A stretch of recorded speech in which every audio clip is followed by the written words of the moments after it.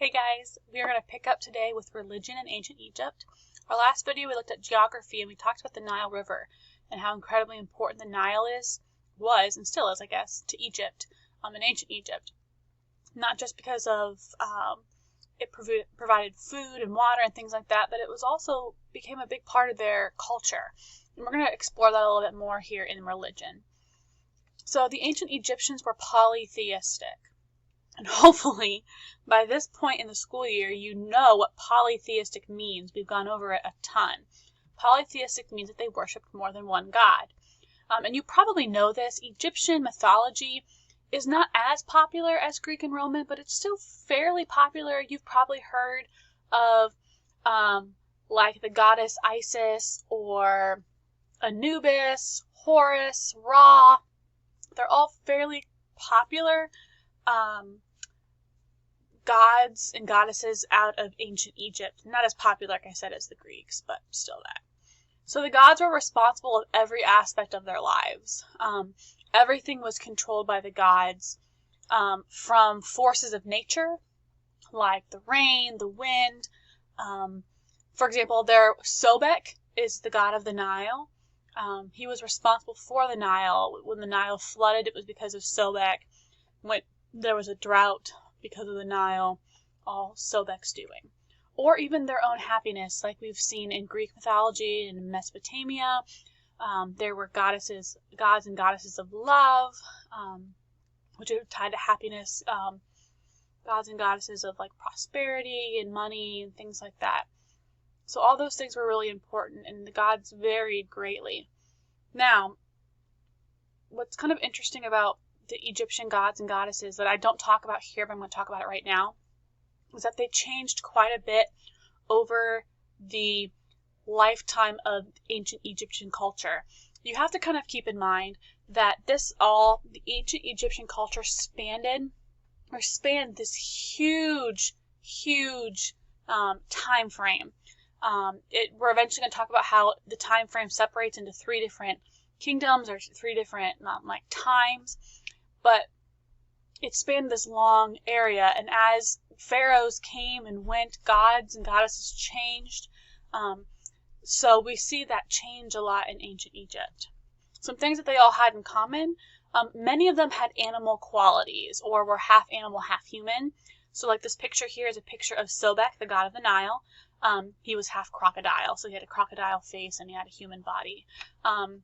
Anubis who is the god of the underworld, or one of the gods of like the dead. He was half human, half dog. So we see these are common things. Ra and Horus were both, I think Ra is half god, half like eagle. So having these animal qualities was very common in ancient Egyptian religion. The Egyptians strove to please the gods at all times. It was very important that they please the gods and make them happy, as we've seen with a lot of ancient civilizations. When we studied Mesopotamia, we said the same thing. They did this by building temples, offering gifts and prayers to the gods. So they did it in a couple of different ways. We're going to talk about here in just a minute. Actually, I'm going to wait. I'm not even going to go that far yet because I don't want to get ahead of myself. But the building of temples, of these great monuments to the gods, was always important, as is in a lot of ancient civilizations. Offering of gifts and prayers, sacrifices, things along those lines were all important in ancient Egypt. Now, let's talk about the Pharaoh. It was believed that the Pharaoh was a descendant of the gods, so making him or her the most powerful person in Egypt. This was not something that happened overnight. I'm not even sure which king eventually became, who then changed his title to Pharaoh, and then took on this idea of being a descendant of the gods. But it was believed that upon the death of the Pharaoh, the Pharaoh would then become a god. So it was very common for the Pharaoh to be worshipped similarly, but not to the same extent as with the actual other gods. People believed and obeyed the Pharaoh because it made the gods happy. Upon the Pharaoh's death, the Pharaoh would then become a god. So obviously you're going to want to do everything you can while that Pharaoh is alive to please him or her. There were a couple female pharaohs, which we'll talk about more when we get into politics. Don't want to talk about it a lot here. But there was the belief that the pharaoh was a descendant of the gods. A lot of the temples, or the pyramids that we're going to talk about here with achievements, were built to honor the pharaoh, because the pharaoh was thought to be a descendant of the gods. So again, it ties right back into that religion. Egyptians had a very unique relationship with death. So Egyptians believed in life after death. They believed that there was something that came afterwards. That wasn't something that was big when we looked at Mesopotamia, or even really China. China had its own kind of beliefs with Hinduism and Buddhism and things like that. But Egyptians had this very concrete belief in the afterlife. And so they prepared for the afterlife while they were still living.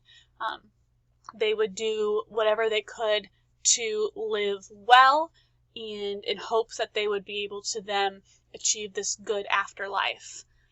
Living a good life meant having a good afterlife. You were hoped that you'd be able to go and live forever in the field of reeds and be able to work for your whole life. It's something that's very interesting about Egyptians, is that even in their afterlife, the idea of working the land and being one with the land was something that was really important. So we see that here. Down here below is kind of a painting. It's a recreation of a painting that would have been in one of like a pyramid, for example. Down here we see like Anubis here leading the dead. We have, this is Tot, who was the kind of messenger recorder of the gods. We have Osiris, which was he was the god of the dead, god of the underworld. So we have these famous, or these gods that become part of this story of death after, or life after death. So in order to prepare for the afterlife, the body had to be preserved so that the spirit could return to it. That's why a lot of times you see like pharaohs and stuff, when they died, they were buried in such a way that they had things with them. They would have chariots and pots and clothing, weapons, things like that, because it was believed that after the body went to the underworld and went through the process of having your heart weighed against a feather, not going to talk about that right now. I wish I could. I really wish I could. We're not going to. But having your heart weighed against a feather, if you were found to have lived a good life and you were going to move on, then your spirit could return to your body. That's not meaning that and then you could proceed to the afterlife. That doesn't mean you're like stuck in your body in like a coffin or anything. But they returned to their body before passing on. So poor Egyptians were buried in the desert. There was still some sort of mummification that took place. Mummies are very popular with ancient Egypt. Obviously, there was still some sort of mummification process that took place with poor Egyptians, but they were just buried in the desert. Now, obviously, wealthy Egyptians were completely mummified. Those are the mummies that we see today. Those people that are mummified, those mummies that we find today, archaeologists find, those were not poor Egyptians. They were Egyptians that had money and could afford to have their loved ones mummified completely through a special process of embalming. So in the process of embalming, there's lots of different chemicals that are used. The organs would be removed from the body and put into special jars.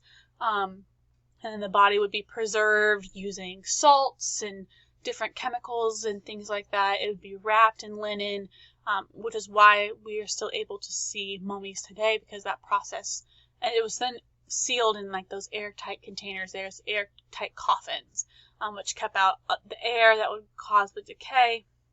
And so this process is what's allowed us to find mummies today. And it's the reason why ancient Egyptian culture is as popular as it is, because we know so much about it. We've been able to get into pyramids, we've been able to get into tombs and find these mummies, find these writings that have lasted. It's the reason why ancient Egyptian culture is as well known as it is. So here's some pictures of some different things here. We have on the left here, we have what would have been like a sarcophagus or a coffin that the mummy would have been placed into. They were typically very ornately painted. A lot of times when these sarcophagi are found now, the paint isn't as bright. It's kind of worn away with time, with sand, with the air. But they were normally very brightly painted. They would depict the life of the mummy on the front of it. Different spells. So ancient Egyptian culture believed very much in like magic and spells and having talismans and things like that. So different spells and things would have been painted on the sarcophagus or carved in and into the tomb as well. And so then we have a picture of a mummy here from the Discovery Channel, so you know that it's a legitimate thing. But it's been preserved over time. This process of embalming really preserves that body and has allowed us to be able to see it. Now, people who work with these mummies have to be very careful because any kind of oils that you have on your hand can break down the body.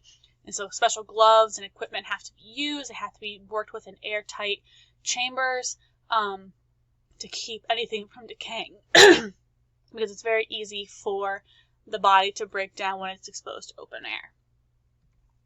I wish we could get more into the religion in Egypt. There's so many really cool things. There's lots of videos that I could show you, but we are going to stop here. I may link a few videos in your checklist. I haven't decided yet. So if you want to take a look at those, you can. We are going to stop here for religion. If you guys have any questions, you know how to get a hold of us, and I'll let you go. Good luck.